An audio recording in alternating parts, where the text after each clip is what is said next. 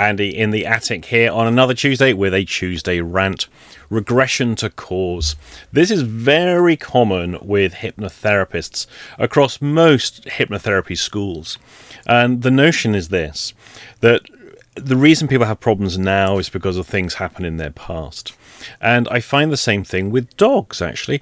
We have two dogs. They're both rescued. One was a small ball of fluff, so he doesn't remember anything. The other one was probably about 3 or 4 years old.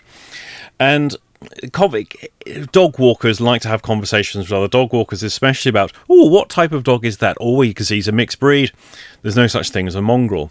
Anyway, when the conversation nearly always comes up, because most dog walkers that I see are people with rescued dogs, but you don't know their past, do you? You don't know why. You don't know what's happened to them to make them behave the way they do. Well, maybe nothing happened to them. Maybe something did happen to them.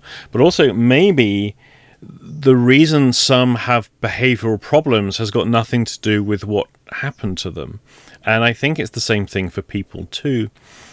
There's a notion that when we regress to cause and uncover memory, somehow deal with that memory, that then fixes everything in the present.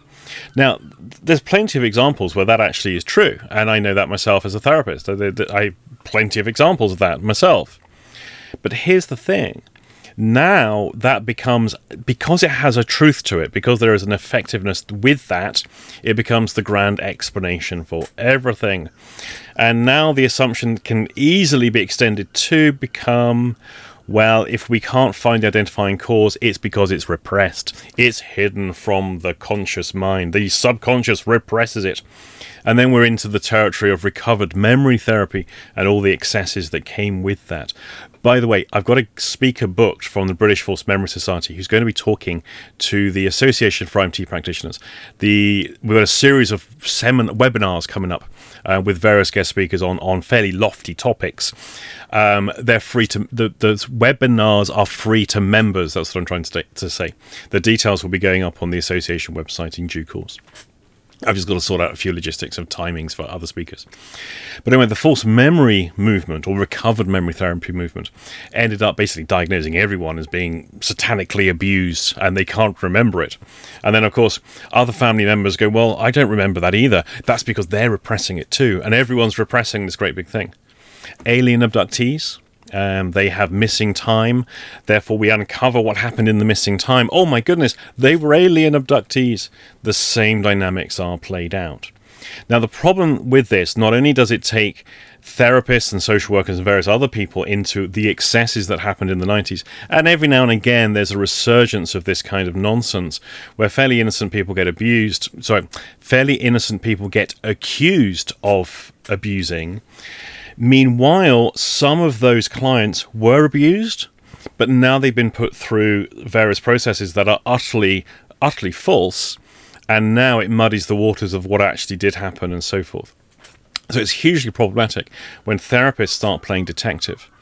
Now, regression to cause becomes this peg that we hang all explanation on for what's wrong with a person's life.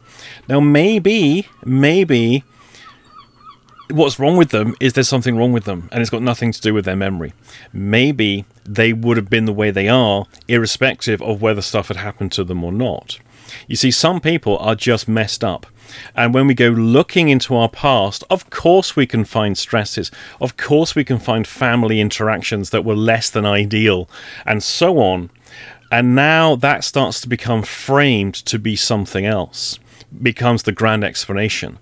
And I'm seeing so many people now, both online, but also in the people that contact me, who have had a fairly normal but slightly stressful childhood, who are being told they've got PTSD, because PTSD is so passé now, because everyone's got that.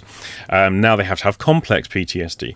Okay, so what was the traumatic event that happened? Well, my therapist says that it was because of my childhood. Okay, but what happened? And when we assess, or when I assess that person for any signs and symptoms, their clinical disorder, their clinical signs and symptoms, they have none. And yet, lay therapists who are not diagnosing clinicians with that appropriate training and legal basis are telling people that they have these disorders. So essentially, regression to cause, whilst it has merit, some of the time, in some of the instances, and some people, is not the grand explanation of absolutely everything that so many people want it to become. And quite often, recovery of memory, addressing memory, is retrospective action. Then we have solution-based therapy, solution-focused therapy, which is prospective, which is basically saying, well, the past doesn't matter. It's all about the future and what you're going to do. And that's largely where a lot of the NLP stuff comes in. Now, that's also problematic, of course, because for a lot of people, to dismiss their experience is to invalidate it. And so it requires, I mean, shock horror, it requires therapists, coaches, psychologists, and all that sort of people to have some degree of wisdom, insight, and the ability to pay attention rather than have a one-size-fits-all. One size fits all, one size fix all. Both seem to work.